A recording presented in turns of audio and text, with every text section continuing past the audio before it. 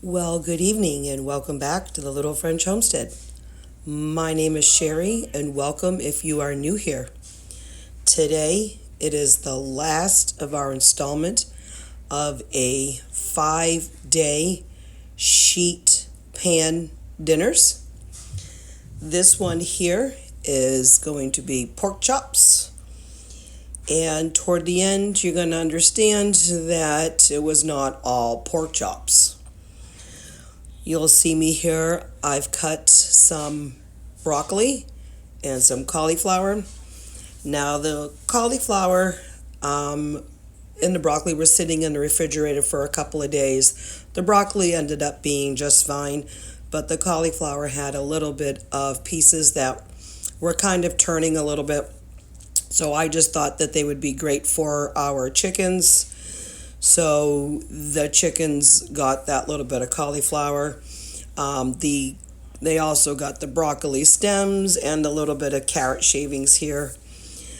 We had a little bit left over of the red potatoes from all the other sheet pan dinners we did. So I needed to finish using those off. I added a few more carrots. Now, when I talked to my family, they said they really didn't want the pork chops going inside the oven. They really love my pork chops when I fry them in a frying pan with some oil. So I obliged. I did season these vegetables generously with some salt and pepper and some Italian seasoning mix of my own kind. I put them in the oven at 375 for about 25 to 30 minutes. I did have to take out the broccoli and the cauliflower because the potatoes and the carrots weren't quite ready yet. So I set them back in and I did turn the temperature up just a little bit more to make sure that we were going to have them in time for dinner. Now you'll see here is a breading station. I use paper plates because it's easy cleanup and I don't have to worry about it. But I did season my flour and my panko breadcrumbs, both of them with a little bit of salt, a little bit of pepper, and a little bit of paprika. You do want to season as you go, especially in these breadcrumbs, because they can lose the flavor.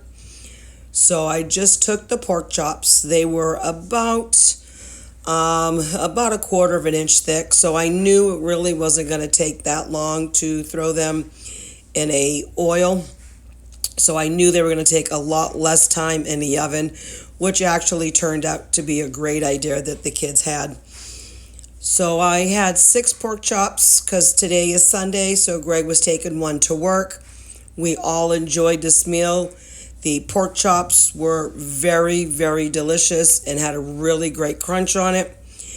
You also, too, when you lay the pork chops in a hot pan with oil, you always want to lay the pork chops away from you. So then that way you don't get any kind of splashback toward you, because that grease can obviously hurt you.